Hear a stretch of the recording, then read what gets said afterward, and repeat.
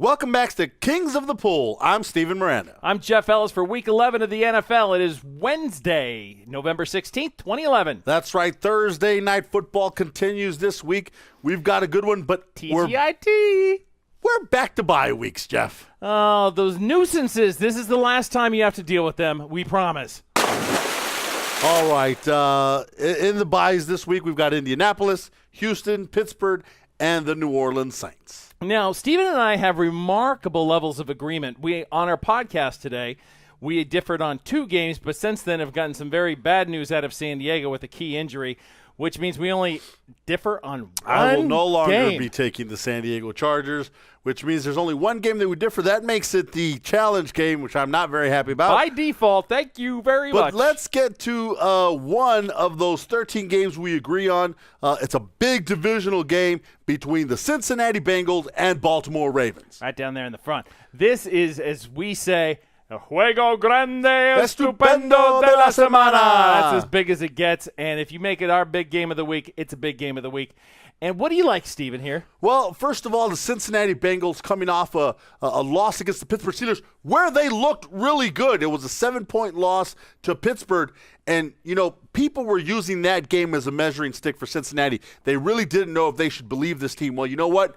Believe them. They're a pretty good football club. Absolutely. And look, Baltimore is – both teams need this win so badly. We've pulled them out of their divisional rankings up there in the AFC to pull them out separately because the division is riding on this, and potentially the entire road to the Super Bowl could be depending on this game. That's how important this game is. The winner of this game has a decided advantage. The Pittsburgh Steelers are still on the outside here, whom Cincinnati had to contend with last week. That is what concerns me most about the Cincinnati Bengals. It's not that they're not good enough to win this game, because I think they are plenty good enough to win this game, but not what you had to do last week, which is beat the Pittsburgh Steelers. Now you have another defensive juggernaut in the Baltimore Ravens. That's going to be too much. Yeah, and Baltimore is sort of an enigma. One week, they play great football. They come back and beat the Pittsburgh Steelers. The following week, they lay an egg to the Seattle Seahawks. So which Baltimore Ravens team is going to show up? I think it's going to be the good Baltimore Ravens team, mostly because they're at home. If this game were in Cincinnati, I wouldn't be so much on the Baltimore Ravens. But because they're at home, a place where they're averaging over 30 points per game on the offensive side of the ball and only allowing about 16 points per game to the other teams, I think Baltimore takes care of business here. But when they travel to Cincinnati, it might be a different story. Yeah, it might. And for Harbaugh, I want him to be very, very aware, make sure his guys are focused, because they have a short week coming up after this where they, on Thanksgiving Day, are going to host the Harbaugh Bowl, where the 49ers are coming to town. Don't look ahead to little brother coming to town. You can't. Don't do that, because if they do that, if they lose focus and or they feel sorry for themselves for losing to Seattle, or they lose focus and look ahead to Jim Harbaugh and the 49ers coming to town, for that. The Cincinnati Bengals will bite them. Well, whoop on them. I mean, Andy Dalton is the real deal. This Bengals defense is good.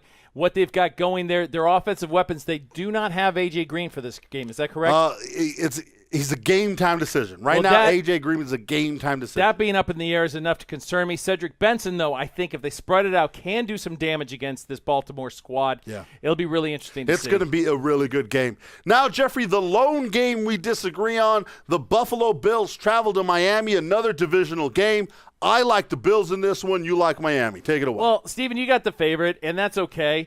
Miami went consecutive weeks with nearly winning. And now they've gone consecutive weeks winning, which means they're building up something. There's something there where they have figured out a way to win. Matt Moore seems to have breathed new life into this team. And trust me, this team was left for dead as far as most people were concerned. They were going to call some of the marine wildlife people to come in and try and breathe life into this dolphin. How you give CPR to a dolphin, I don't know. But this Dolphins team, I kind of like. I think, unfortunately, what's happened to the Buffalo Bills is over the last 2 weeks, they've run victim to hitting the Ryan brothers. They got blown out by the Jets and Rex Ryan. Then the next week they faced the Dallas Cowboys and Rob Ryan. Those defenses knew how to get after Fitzpatrick. I don't think the Miami Dolphins either, one, know how to do it, and even if they did know how to do it, I don't know if they have the personnel on defense to actually do it. Well, That's why I like the Bills. I got one to lose because Steven's chasing me by like a billion games. Ouch, so. That's right. This is the challenge game because Jeffrey. We don't That's the differ on only any game we others. differ on. And right now you hold a 6-game lead. Is that right? 6-game lead. It's a 6-game lead Suck in the challenge on it. game. So by default, this is the challenge game this week. I will not be cheering for the Buffalo Bills like I've ever cheered for them in my whole life. I'm going to Bills, you got to do this for me. Have his back. Run all over him, Buffalo. All right, then finally in the Eliminator Challenge, Jeffrey, we're out you're of not it. alive. We asked for emails if you're alive. Never got one. Haven't heard from anybody, which means that our people are out. We apologize that, and mostly we have the Seattle Seahawks to blame for that. We do. We got week, San Francisco over Arizona. We if you're think that's still a very out there, safe that play. will be a safe play, as well as Green Bay at home against the Tampa Bay Buccaneers, a Bucs team that is reeling. Green Bay should have an easy time. Now, there. Steven, I'm going to ask you to step back for NFL Rants and Raves, most dumbest wager line of the dumbest week. wager line of the week. And we've got, here we are. We're playing with house money right That's now, baby. right. Woo! We have won 3 weeks in a row. We are now up 450 units from the start of the season. 450, that's right.